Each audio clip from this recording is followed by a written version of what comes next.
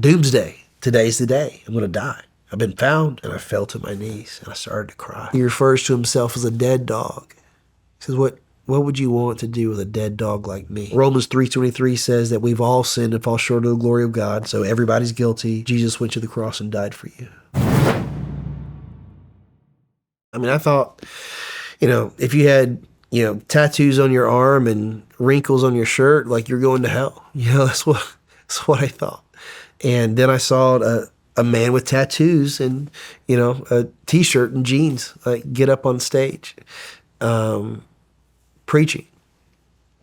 And he told the story of 2 Samuel chapter 9. And just to provide a little bit of context, so 2 Samuel chapter 9, it's King David. David had just rebuilt the temple, and now he's kind of at the pinnacle of his reign as king. And he just rebuilt the temple, and he had done something for God. And then he was asking himself introspectively, Lord, what can I do for your people to show your loving kindness to me? How can I reciprocate the love that I've experienced from you, like to your people? And then he's like, oh yeah, I made this promise to my friend Jonathan. So Jonathan was the son of Saul. Saul, his kingdom was stripped from him when he sinned, and then David was chosen and anointed to be king. And then there was this conflict between Saul and David, and Saul had a son, Jonathan, and Jonathan and David were great friends. And Jonathan even was like, hey, I know my dad's like trying to like throw spears at you and like trying to kill you, and like he's kind of lost it. If he's plotting on you, I'm going to have your back. I'm going to let you know. And then David said, hey, I'm going to make this covenantal promise with you that I'm going to show you love and affection, not only to you forever, but to your family as well. And now fast forward, he's remembering this and he's saying, man, how can I show this to, God's people? And he said, oh, I wonder if there's anyone left out of the house of Saul. And he finds a guard. Ziba is the guard's name, and he served under Saul. And he's like, hey, is there anyone left? And he's like, yeah, Mephibosheth. Mephibosheth was the son of Jonathan, but he's in this place called Lodabar. It means place of no pasture. He's in hiding because he was, when he was around like 5 or 6 years old, when his dad and his grandfather, when Jonathan and Saul were killed in battle, there was this hierarchy where he was next in line to be king, but David was chosen and anointed to be king. So if David had his right place on the throne, historically, if there was an opposing person that could potentially cause an upheaval, they were identified and eradicated. That was the plan. Mm-hmm. So he was in hiding because he thought his head was on the chopping block. David goes, finds him, brings him in front of him, and Mephibosheth is like, doomsday. Today's the day. I'm going to die. I've been found.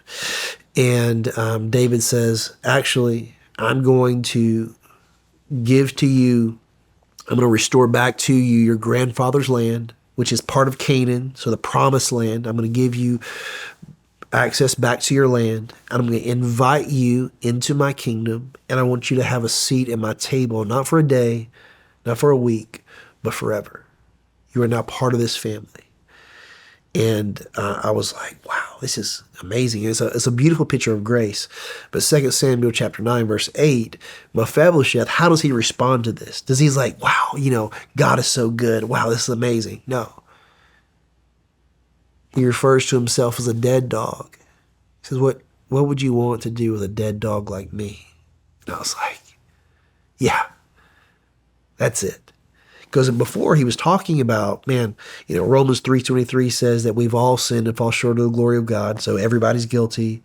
Romans 6:23, the wages of sin is death. So if we're all guilty, and that guilt equates to death, eternal separation from God, if that's true for everyone, then okay, I'm on the same playing field. But then you're talking about, this grace of God. I'm like, okay, Romans 10:9, whoever confesses with their mouth that Jesus is Lord and believes that he was raised on the third day will be saved. I'm like, this is amazing. But then I still find myself Don't you know who I am? Don't you know what I've done? Don't you know who my daddy is?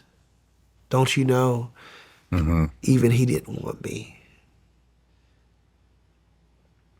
And then he read Hebrews 12:2. It talks about how Jesus went to the cross with joy in his heart set before him, scorning our shame, before he sat down at the right hand of God. And I'm like, joy? You're talking about that, okay, Jesus was fully God, fully man, so fully perfect. He's omniscient. He's all-knowing. So an all-powerful, all-knowing God went to the cross. Okay, he was obedient to his Father, so that makes sense. But why would he have joy in his heart? And then it hit me. Because he loves me.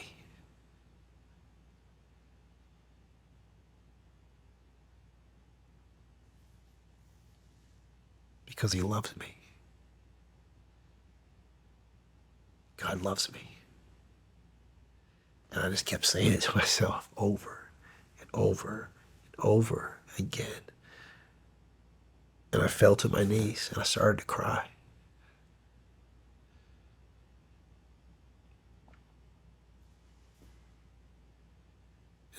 I'm not sure what happened that day, but when I stood up, I gave my life to Jesus the best I knew how. And what I felt when I stood up was the ruck was off my back. And I understood the Father that I always wanted. He gave me pictures of shielding me and protecting me and walking with me and fighting for me and believing the best about me. That's why Romans 5:8 is so powerful. Like, while knowing the worst thing you've ever done, Jesus went to the cross and died for you. It talks about how, you wouldn't do that, for a bad person, maybe for a righteous person, but not someone that had done the things, that we did that put him on the cross. Like, no way. Yeah, while knowing the worst thing you've ever done, the thing that you would not want to say out loud, he knows that and he chooses you. Why? Because he loves you. And that love, it changed me that day. It didn't fix all my problems. I was still, very much a knucklehead. But man, if there was something that I was sure of, it was that God loved me. And I wanted to be different. And the thing that I didn't think was possible just came true, is that I had a Father who adored me. And that girl, her name is Hope, which is pretty cool. And, I'm not the smartest person in the world, but married her. And, we've been married for 9 years and got 4 boys. And I've just seen so much beauty come from the ashes of my life. And, from, that moment of being discipled and going to Liberty and getting a theological education to preaching at Liberty at Convocation last month and doing, having conversations with incredible people like yourself. I didn't have the guts. No matter where you're watching Shawn Ryan Show from, if you get anything out of this, please like, comment, subscribe, and most importantly, share this everywhere you possibly can. And if you're feeling extra generous, please leave us a review on Apple and Spotify podcasts.